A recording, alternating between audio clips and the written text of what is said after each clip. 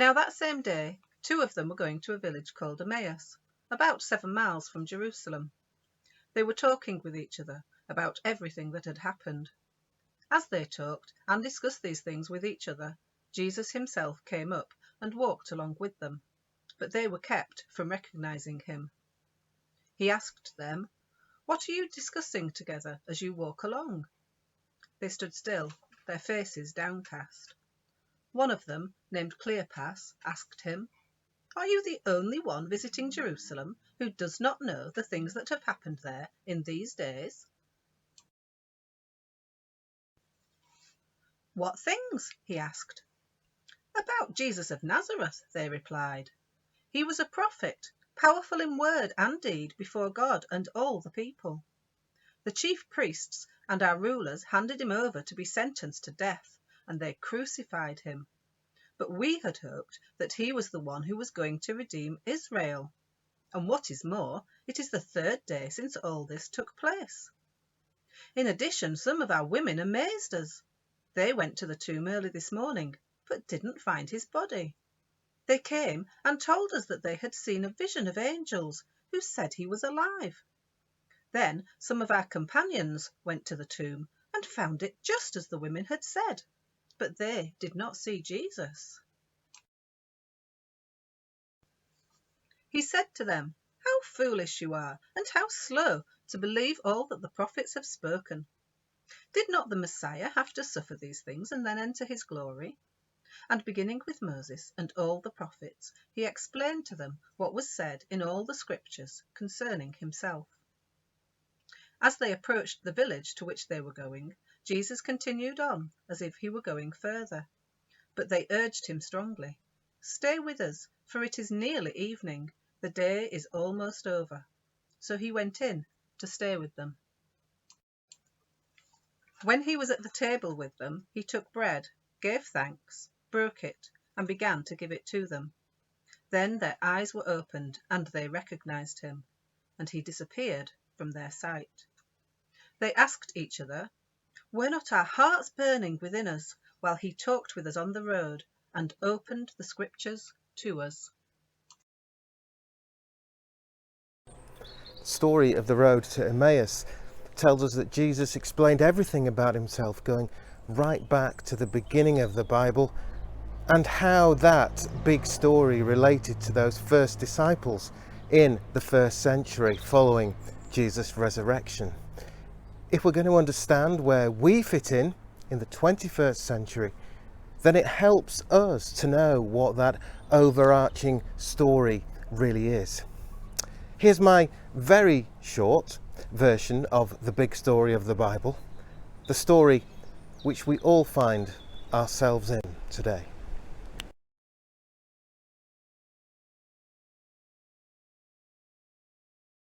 In the beginning, God created the world, and all was very good.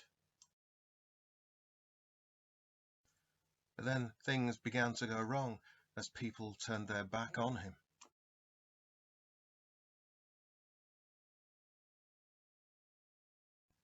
But God didn't turn his back on the human race. He said to a Hebrew man called Abram that he would work through him and his descendants to put what was wrong with the world right. You can read about it in Genesis 12.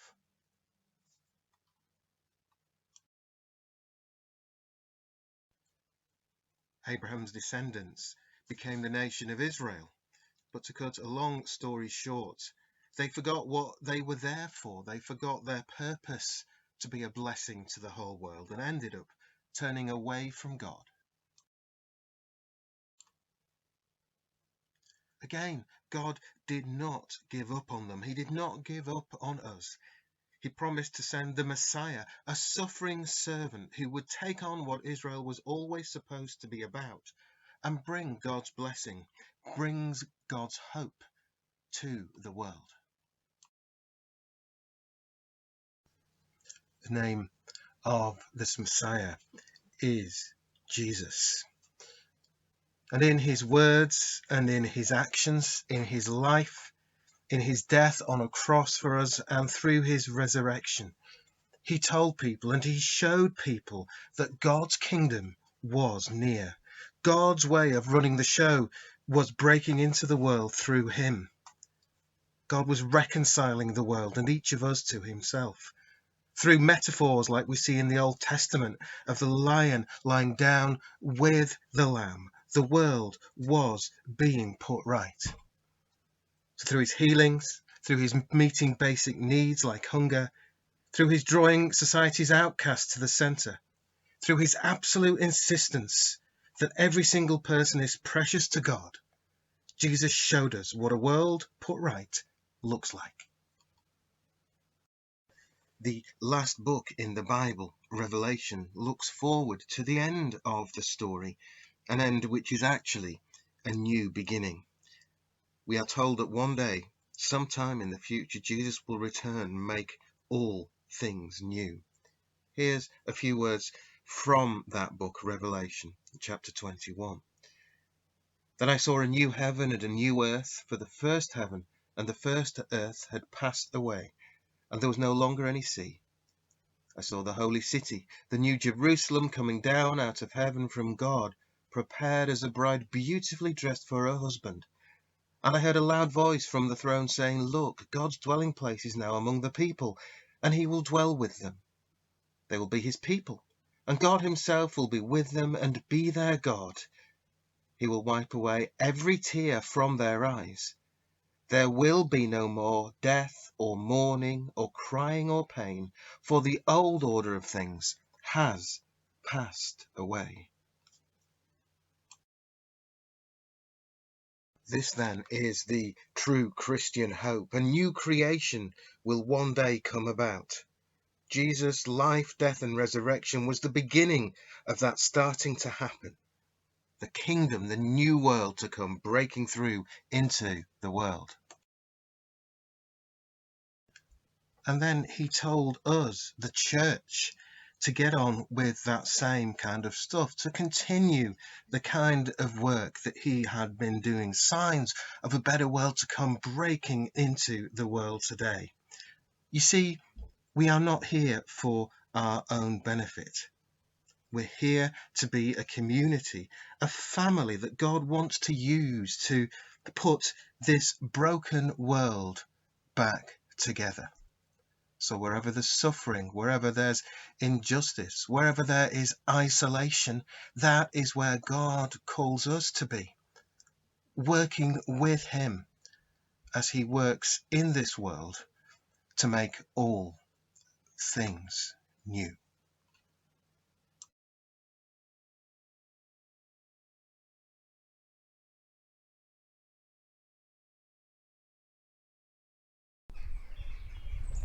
So, elements of that, with a great deal more detail, was shared with those disciples on that journey with Jesus. The story of the Emmaus Road isn't just a story of a one-off encounter with him. This is a story which points to how the risen Jesus continues to encounter people even today. In the first place, Jesus encounters us in the darkness of our lives. As the Emmaus pair trudged along the road with downcast faces, they must have been in the depths of depression. As far as they were concerned, they'd been let down by God.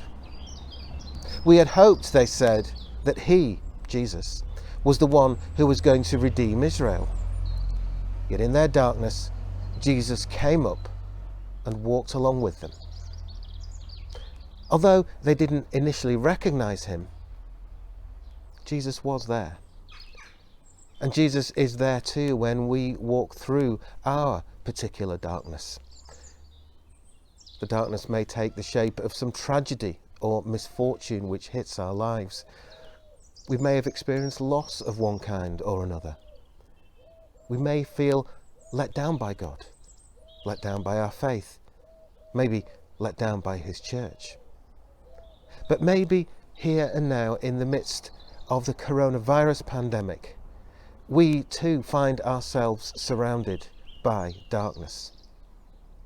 Some of us have lost loved ones recently and are just beginning to learn to deal with grief in a strange new world. Others have been ill themselves. Some of us are facing new challenges financially and in our working lives. Families aren't able to be physically together beyond the immediate household at the moment. So many of us are living our lives in a completely new way. The signposts which directed us have disappeared, or maybe they're just pointing in different directions. We're finding that we have to learn new rhythms, new ways of connecting, new ways of being. So as we walk along life's way, it may be that sometimes we feel crushed, desolate, alone. But the story of the Emmaus Road is that God never abandons us. In words which Liverpool fans will appreciate, we never walk alone. Because Jesus, if we would only seek him, is walking alongside us. We can experience his presence in prayer. We can experience his presence in one another too, and that's why the church family is so important, and why many of us are finding it hard not to meet together physically, regularly. The call to Jesus is the call to community. Jesus also encounters us in his word in the pages of the Bible. And central to the experience of the Emmaus pair was the opening up of the scriptures. In fact, with hindsight, they realised that it was precisely in him explaining the scriptures that their hearts burned within them. This can be our experience today too. Understanding our place within the grand sweep of the Bible story, Genesis to Revelation, creation to new creation, can just be so liberating.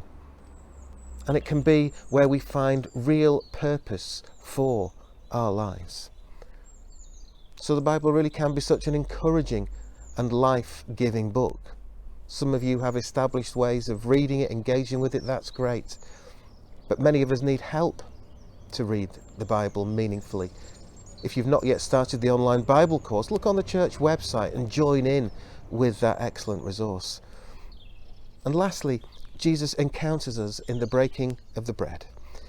It was in the breaking of the bread that the eyes of the Emmaus pair were opened. When we break bread together, we call it Holy Communion, or the Eucharist, or the Lord's Supper. It can be the place where we experience the presence of Jesus as we remember all that he has done for us.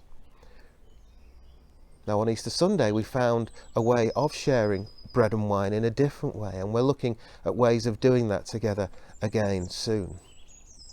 But one thing I think the Emmaus Road story reminds us of is a theme that we found throughout the Bible, and it's this: God makes the first move. God provides a touching place for us. He takes our current situation, whatever it is, and transformed it into something meaningful, into an opportunity to meet with him in our daily lives. Some of you watching this may have been Christians for a very long time, some for a short time. It might be that you've come across this video online and you wouldn't call yourself a Christian at all. But think about this. Could it be that our current life circumstances, whether happy or sad, could it be that watching this video, or looking into the Bible course, or joining in with a new way of prayer like the Rhythm of the Community of Soul Friends, or joining in with the Be Still sessions online, could it be that these things and others are Jesus making the first move, coming alongside you in a new way, longing to share himself with you, longing for you to go deeper with him, or maybe to meet him for the first time? Do get in touch through the website, or in fact in any way, if you'd like a little more direction on the road that you're walking. Maybe Jesus is already there with you and just waiting for your response. So shalom. May the deep peace of the Prince of Peace be with you today and always. Amen.